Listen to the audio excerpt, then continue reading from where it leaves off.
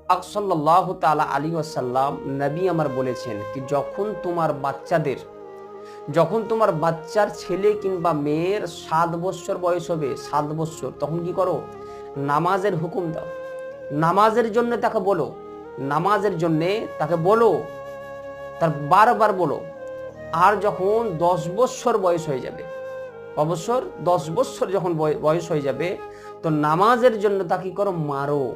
নামাজ যদি না আদায় করে, নামাজ যদি না পড়ে, তাহলে কি করে? তাকে মারো। কেমন মারবে? মেরে হাত পা ভেঙে দিবে এরকম নয়, তাকে ভয় দেখাবার জন্য মারো। তাকে যখন মারবে না, তোমাকে তখন ভয় করবে, গার্জিয়ানকে তখন ভয় করবে, ভয় করে তখন নামাজ আদায় করবে। আস্তে আস্তে লাইন যখন ধরে নিবে, ওই ছেলে যখন আস্তে আস্তে বড় হবে না, তখন দেখবেন ওই ছেলেকে আপনাকে আর বলতে হবে না, অটোমেটিক সে লাইন আপনার ধরে নিবে। অতএব এটা হচ্ছে মা বাপের কর্তব্য, মা বাপের দায়িত্ব। যদি